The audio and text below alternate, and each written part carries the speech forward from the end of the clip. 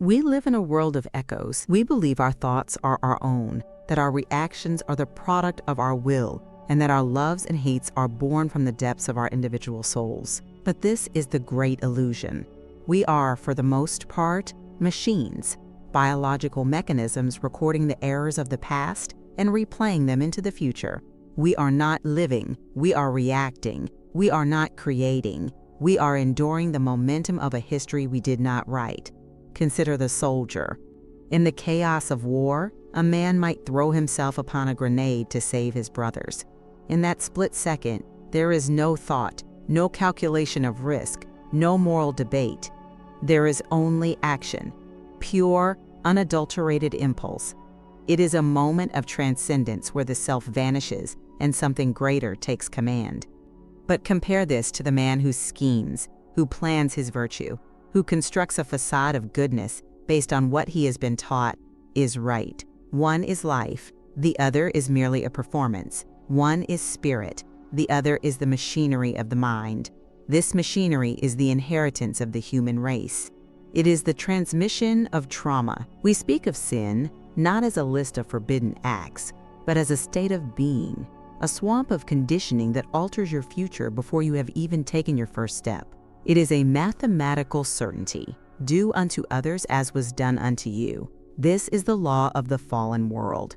It is the engine of entropy that drives families apart, corrupts nations, and turns the innocent into the cruel. We must look at the nature of this programming. It begins in the cradle. A child is born pure, a vessel of potential, but they are born into a lineage of brokenness. The parents, victims of their own upbringing, project their fears, their insecurities, and their unresolved angers onto the child. They do not mean to destroy, yet they cannot help but replicate the damage. The mother, seeking a sense of worth she never found, binds the child to her. The father, absent in spirit if not in body, fails to stand as a barrier against the chaos. And so, the child learns. They learn to manipulate to survive. They learn that love is a transaction. They learn to bully or to cower. They download the software of their ancestors, and the cycle continues. This is the tragedy of the human condition. We are trapped in a loop of stimulus and response. Someone insults you, and you feel anger. Why? Because you have been programmed to protect an image of yourself that does not exist. You defend your ego because you have lost your soul. You attack because you are afraid. You retreat because you are weak. None of this is you. It is the machinery whirring away beneath the surface, a mischievous device that convinces you that its noise is your voice. To understand this, we must look beyond psychology and into the very physics of existence. Science tells us that the universe began with a singularity, a point of infinite heat and density in a void of absolute nothingness. How does a cold, empty void create a star? How does nothingness birth the infinite hot? There is a mystery here that the intellect cannot grasp. The intellect, with all its degrees and accolades, is a dead thing. It dissects the flower to understand beauty and kills it in the process. We see this intellectual arrogance in our institutions. We see teachers who are dead people walking, filled with data but void of wisdom. We see leaders who speak of freedom while engineering servitude. They offer knowledge, the knowledge of good and evil, but this knowledge is the very poison that blinds us. When you think you know what is right, you become rigid. You become a judge, and in judging, you separate yourself from the flow of reality. You become a god in your own mind, deciding who is worthy and who is not, all while being a slave to your own hidden resentments. True intelligence is not the accumulation of facts. It is the ability to see things as they are, stripped of the labels we place upon them. It is the common sense that has been educated out of us. It is the ability to look at a homeless man, a derelict on the street, and not see a statistic or a threat, but a human soul. It is the courage to speak to him not with the guarded suspicion of the conditioned mind, but with the open dignity of one spirit recognizing another. When you do this, when you break the script, you shatter the machinery, You see the tears in the eyes of the one who expected judgment but received grace. That is the beginning of freedom. But freedom is terrifying. We claim we want it, yet we vote for chains. We elect the devil because the devil promises to take care of us. The devil validates our victimhood. We see this in the decay of our nations. A noble people cannot be conquered, but a people who have traded their virtue for comfort are already defeated. We have allowed the infiltration of ideas that rot the foundation of the home. We have confused license with liberty. We have allowed the state to replace the father and the media to replace the conscience. This macrocosm of societal collapse is merely a reflection of the microcosm within the individual. The war is not out there. It is in here. It is in the space between your ear and your mind. It is the battle between the intuitive knowing that connects you to the source and the noisy, mischievous machinery that seeks to keep you distracted, angry, and afraid. Let us venture deeper into the mechanics of this internal war. We must understand the nature of the energy that drives us. In the physical universe, gravity holds the stars in place. It is a force of attraction, a silent, invisible warmth that binds the cosmos. But in the human heart, there is a counterforce, a gravity of the ego, a black hole of need that pulls everything into itself. This constitutes the fundamental error in our relationships. We look to others to complete us. A woman looks to a man to be her savior, her father, her God. A man looks to a woman to be his mother, his comfort, his mirror. We feed upon one another like parasites, draining the life from those we claim to love. This is not love. It is mutual consumption. It is two empty wells trying to draw water from each other. When a man is weak, when he has not severed the umbilical cord of his own conditioning, he cannot stand up to the chaotic force of the feminine principle when it goes astray. He eats the fruit, he capitulates, he seeks peace at the price of his soul, and in doing so, he destroys the very woman he seeks to please. She despises his weakness even as she demands his submission. She needs a rock, and he offers her sand. This dynamic plays out in every home, behind closed doors. The arguments, the silences, the resentments, they are the grinding of the gears. You get upset because your expectations are not met. You get angry because your illusion of control is threatened. And what is this anger? It is the fuel of the machine. It is the energy that the dark side of your nature feeds upon. Understand this. When you resent, you empower the object of your resentment. When you hate a tyrant, you are bound to him. When you argue with a fool, you become one. The machinery relies on your reaction.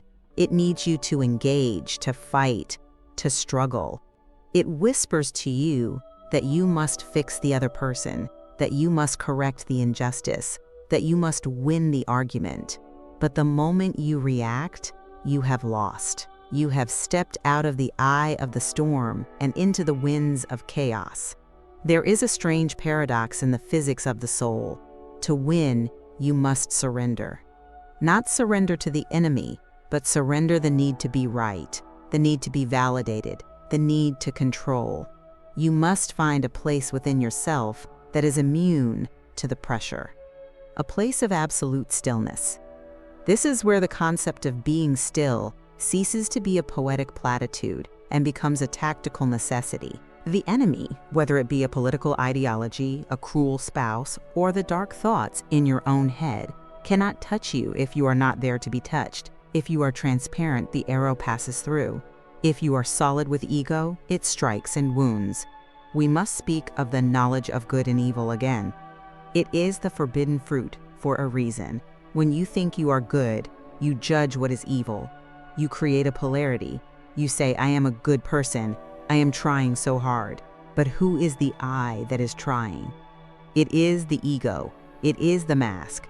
The true self does not try to be good. It simply is. The sun does not try to shine. It radiates because that is its nature. When you struggle to be virtuous, you are fighting your own shadow. And the shadow always wins because it feeds on the energy of the fight. This struggle is what exhausts us. It is why we age before our time. We are carrying the weight of 1,000 judgments, 1,000 regrets, 1,000 fears. We are constantly analyzing, dissecting, and planning. We read books to find the answer, but the books only add more noise. We seek gurus, but the gurus only give us new chains. We want a method, a technique, a pill, but the cure is not an addition. It is a subtraction. It is the removal of the false. It is the stripping away of the programming. It is the death of the old self so that the new may be born. This is the meaning of the crucifixion. It is not just a historical event. It is a psychological reality. The ego must be crucified on the cross of reality. It must die to its need for vengeance, its need for justice, its need for survival. Only then can the resurrection occur. But we are afraid to die. We cling to our misery because it is familiar.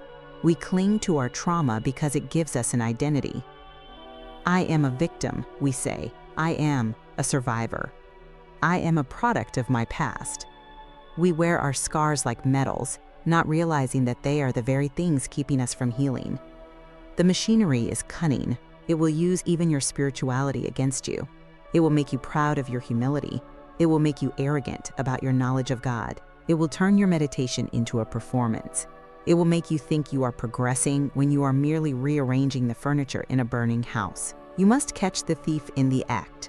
You must observe the machine as it starts to spin. You are driving your car and someone cuts you off. The machine says, anger, retaliation, he disrespected me. But you, the observer, the awareness behind the thought, you see this reaction. You do not judge it. You do not say, I shouldn't be angry. You simply watch it.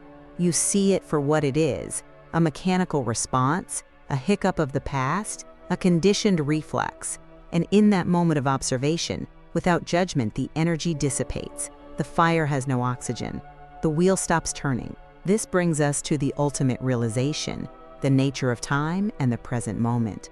The machinery of the mind lives in time. It lives in the past, regretting what was, and it lives in the future, fearing what might be. It builds castles in the air and digs graves in the earth. But life, true, vibrant, divine life, exists only now. The now is the point of power. It is the singularity. It is the contact point with the divine. When you are fully present, when you are still, you step out of time. You step out of the causal chain of trauma. You are no longer the son of your father or the daughter of your mother. You are the child of the eternal. In this state, you do not need to think about what to do. You know. Intuition replaces intellect. Action replaces reaction. You become unpredictable, not because you are chaotic, but because you are no longer following the script. You might speak a word of kindness to a monster, or a word of rebuke to a friend. You might stand still when the world runs, or run when the world stands still. You are guided not by the dead maps of the past, but by the living compass of the soul. This is the only hope for our relationships, and indeed for our civilization. We cannot save the world by imposing new laws or fighting new wars. We cannot save the family by enforcing archaic rules without the spirit to animate them. We can only save the whole by healing the part. You must become a center of sanity in an insane world. When you stop reacting to the madness, you cease to feed it. When you stop resenting your spouse, you create a vacuum that they must fill with their own reflection. They will act out, they will scream, they will try to provoke you to return to the old dance. But if you hold your ground, if you endure all things without wavering, the energy shifts. They are forced to face themselves because you are no longer holding up the mask for them. This path requires a courage that is rare. It is the courage of the veteran who walks back into the fire not to kill, but to save. It is the courage to be misunderstood, to be hated, to be rejected. As it was said, the world hated me, it will hate you. Why? Because the light exposes the darkness. The machine hates the free man because the free man proves that the machine is not absolute. You may find yourself alone. You may find that your friends, your family, even your church no longer resonate with you. They are speaking a language of the dead, and you are learning the language of the living. Let them go. Do not judge them. Compassion is understanding that they cannot help themselves. They are asleep at the wheel. You were once asleep too. So, how do we live this? It is simple, though not easy. It begins with the apology, not the groveling of the guilt-ridden, but the dignified acknowledgement of the soul. You apologize to the universe for your resentment. You look at the plumber who cheated you, the politician who lied to you, the parent who failed you, and you say, I release you. I will not drink the poison of hating you. You pay the debt, you walk away, and you keep your heart clean. You practice the presence of the stillness. You sit, you watch, you wait. You let the thoughts float by like debris in a river. You do not fish them out. You do not analyze them. You let them go. And in the silence that follows, you will find a power that is not of this world. You will find a love that has no object, a joy that has no cause, and a peace that passes all understanding. We are standing on the precipice. The world is changing, darkening, tightening its grip. The machinery is upgrading, becoming more efficient, more pervasive. But the spark within you is older than the machine. It is hotter than the singularity. It is the only thing that is real. Do not let the sun go down on your wrath. Do not let the mischievous machinery of the mind steal your birthright. Be still. Know. And in that knowing, be free.